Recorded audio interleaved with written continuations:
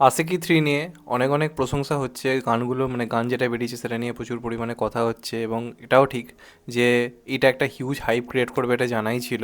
কারণ আশিকি থ্রি, ভাই আশিকি এই যে নামটা, এটা গোটা জেনারেশনের কাছে একটা ইমোশন, এই নিয়ে কোনো সন্দেহ নেই।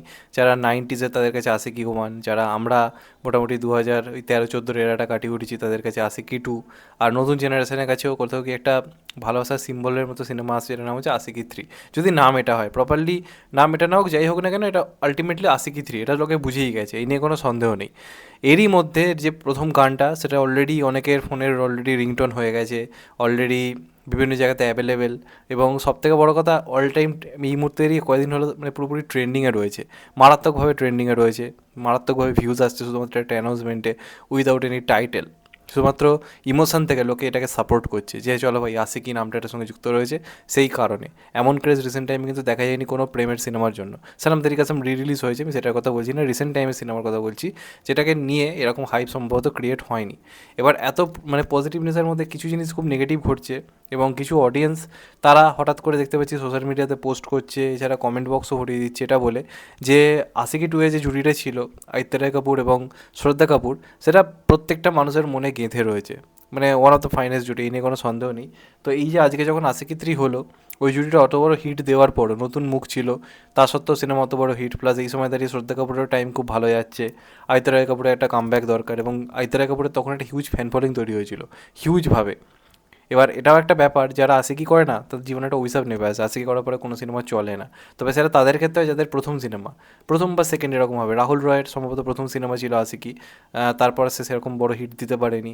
আদিত্য রায় কাপুরের মোটামুটি 3-4 নম্বর সিনেমা ছিল, বিরাট বড় সাকসেস পায়, কিন্তু তারপর আশিকি টু এর পরে কোনো সিনেমা চলেনি। এবার কার্তিক আরিয়ানের ক্ষেত্রে সেটা হবে না, কারণ কার্তিক আরিয়ান অলরেডি একটা মানে তার ফেম অলরেডি সে পেয়ে গেছে, এই মুহূর্তে দাঁড়িয়ে নতুন জেনারেশনের কাছে সে একটা বড় নাম, এই নিয়ে কোনো সন্দেহ নেই। প্লাস ফ্র্যাঞ্চাইজ সিনেমা এই মুহূর্তে হিট করাবার কিন্তু একটা বড় দখল বা ক্ষমতা কার্তিক আরিয়ানে কিন্তু রয়েছে। ভুলভুলাইয়া টু যখন করেছিল, অক্ষয় কুমারের জায়গায় এসেছিল বলে কম খিল্লি বা অপমান কিন্তু সহ্য করতে হয়নি, কিন্তু বান্দা অভিনয় করে ভালো পারফরমেন্স দিয়ে সিনেমা বার করে নিয়ে চলে গেছে। ভুলভুলাইয়া থ্রি এর মতো সিনেমা যেটা নেগেটিভ রিভিউ পেয়েছে, সেটা গোটা বলিউডের সামনে দাঁড়িয়ে সুপারহিট হয়েছে। তো কার্তিক আরিয়ানের কিন্তু একটা পাওয়ারফুল মানে একটা অডিয়েন্সের প্রতি যে ব্যাপার, মানে যে একটা অডিয়েন্স টানা ক্ষমতা, সেটা রয়েছে। কিন্তু এইসবের ভিড়ে আদিত্য রায় কাপুরকে বাদ দেওয়া এবং শ্রদ্ধা কাপুর এই জুড়িটাকে ফিরিয়ে না আনা, এটা নিয়ে প্রচণ্ড সমালোচনা হচ্ছে। অনেকে কার্তিক আরিয়ানকে যা তা বলছে কমেন্ট বক্সে, যে এ শুধু এটাই করতে পারে, এর দ্বারা আর কিছু হবে না, শুধু ফ্র্যাঞ্চাইজ মুভিগুলো নিয়ে নেয় যেগুলোর হাইপ রয়েছে, নিজের কোনো সিনেমা নেই, এরকম ধরনের কথাবার্তা বলছে। তো আদিত্য রায় কাপুর এবং শ্রদ্ধা কাপুরের ব্যাপারটা নিয়ে যদি বলি, আশিকির মেন জিনিসই ছিল হচ্ছে নতুন জুটি তুলে আনা। আশিকি ওয়ান যখন এসেছিলো তখন রাহুল রায় এবং যে নায়িকা ছিল তাকে কেউ চিনতো না, এটাই কিন্তু আশিকির মেন লক্ষ্য, যে নতুন জুটি তুলে আনা, তাদের লক্ষ্য হচ্ছে এটাই। আশিকি টু এর ক্ষেত্রেও সেই জিনিসটাই হয়েছিল।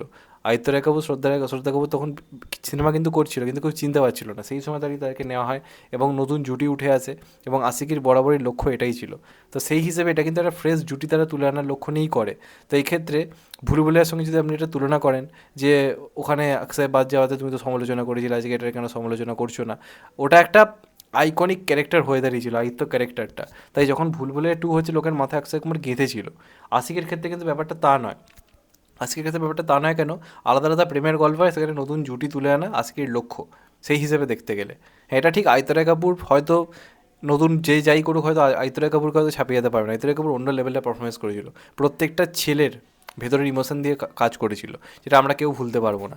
কিন্তু এটাও ব্যাপার, কার্তিক আরিয়ানও কিন্তু একজন ভালো পারফর্মার, সেও নিজের দখলে সিনেমা হিট দেওয়ার তার জায়গা রয়েছে, সে একজন ভালো পারফর্মার এবং তাকে ভালো লাগছেও, তাকে দেখতে যথেষ্ট ভালো লাগছে। হ্যাঁ, তোমরা এটাও বলতে পারো যে হয়তো নতুন কোনো মুখকে তুলে আনা যেত, যাকে কেউ চেনে না এখন, মানে আশিকির পরই তো, আশিকি এমন একটা সিনেমা এমন একজনকে স্টার বানিয়েছে যাকে কেউ চিনতো না।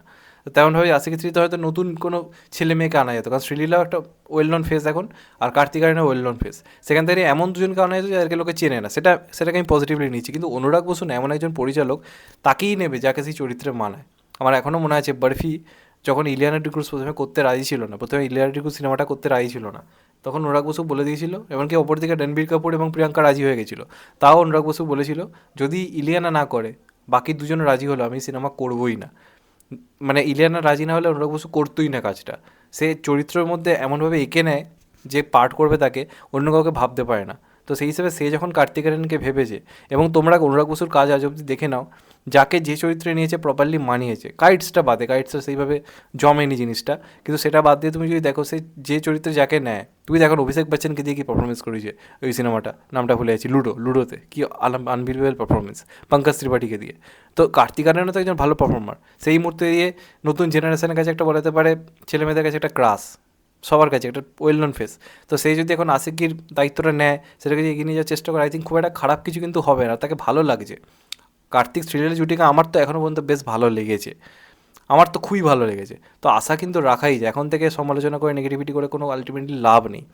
আমার অনুরাগ বসুর প্রতি পুরো ভরসা রয়েছে, এবং এই সিনেমার গানের প্রতি আমার দারুণ ভরসা রয়েছে। অনেকদিন পর একটা দারুণ অ্যালবাম আসছে, তো আমাদেরকে নতুন করে ভাবতে হবে। আশিকি টু অবশ্যই সেরাই থাকবে, কিন্তু দেখা গেল আশিকি থ্রি হয়তো সেটাকেও ছাপিয়ে গেল, কে বলতে পারে। তো এটাই আমার বক্তব্য, আমার মনে হয় না এটা নিয়ে কোনো বিরাট কিছু নোংরামি হয়েছে বা কিছু হয়েছে বলে। আশিকির মেন লক্ষ্য এটাই ছিল যে নতুন নতুন হিরো, নতুন নতুন হিরো বলবো না, নতুন মুখ, নতুন জুটি আর কি তুলে আনা। তো যাই হোক, তোমাদের এটা নিয়ে অবশ্যই মতামত কমেন্ট বক্সে জানাও। চ্যানেলটা নতুন হলে চ্যানেলটা সাবস্ক্রাইব করে দেবেন, কেটে বেল আইকন। ভালো থেকো সবাই, টেক কেয়ার, নমস্কার, আবার দেখা হবে। এখন তো বাই, সবাই ভালো থেকো, সুস্থ থেকো, টেক কেয়ার, নমস্কার, আবার দেখা হবে, ভালো থেকো।